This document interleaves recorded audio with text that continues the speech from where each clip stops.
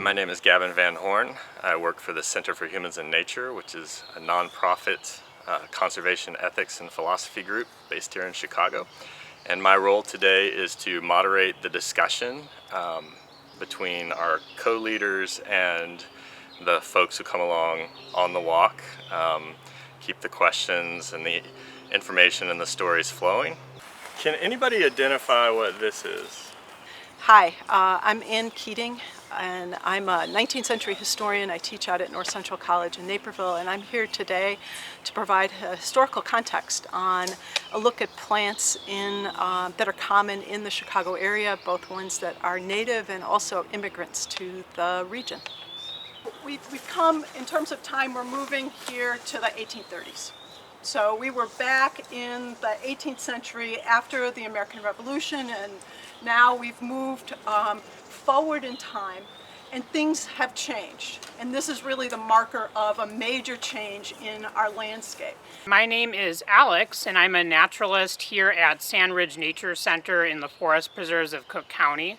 I'll be one of the facilitators for this morning's Immigrant Landscape walk, and the portion that I'm going to focus on as we move through the different periods in history of this region is the effects that the changes in how we manage the landscape, how those changes affected natural ecosystems, how it changed not only the types of plants that we see growing in the forest preserves and outside of the forest preserves, but also how the landscape itself looked and how it affected what kinds of habitats we have here, the condition of those habitats, and the overall ecological health of the landscape. Well, one could argue that you can learn more about the history of this region through the plants underneath your feet than some of the remaining buildings and structures. And you probably have walked over this many times but haven't realized it, but this is broadleaf plantain. And this was, we think, one of the first immigrant plants coming from Europe to show up and appear on the North American landscape. You can see they're also flowering and going to seed. You can see their flower stalks here. This plant was used as a Bhoot salve used by Europeans for medicinal purposes, and that may be why it was one of the first plants to show up. Native Americans at the time noticed it almost immediately and even referred to it as white man's footprint. As a historian, I always think about looking at buildings, looking at the way that cities or suburbs or towns are organized as a way of understanding the past.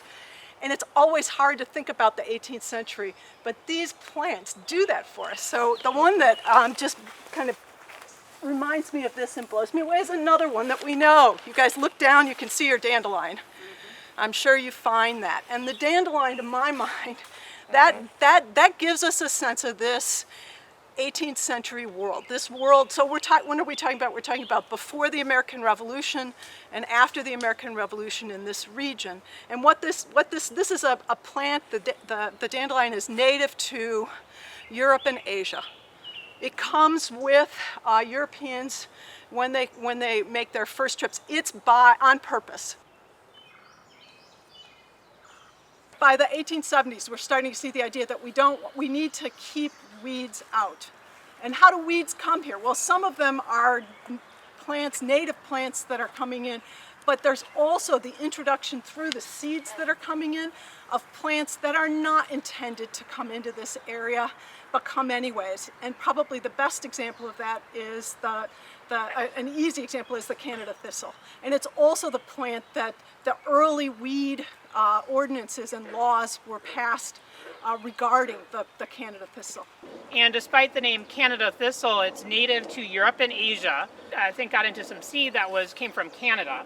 And much like the other plants that we've learned about earlier, about how they're able to take compacted soils or grow in areas where there may not be soil, Canada thistle is kind of the cream of the crop, no pun intended, for that reason. So this is a plant that is able to grow very quickly in very poor and marginal soils that have been scoured maybe several times. And that's what I want us to the message I would like us to take with us from today, having experienced this special place and the work that the forest preserves are doing, is to think about the ways that we can continue to learn about our landscapes through the lens of these green portals, these plants that are all around us, the history of this landscape, but perhaps more importantly, what kind of values we would like to see expressed on the landscape going forward.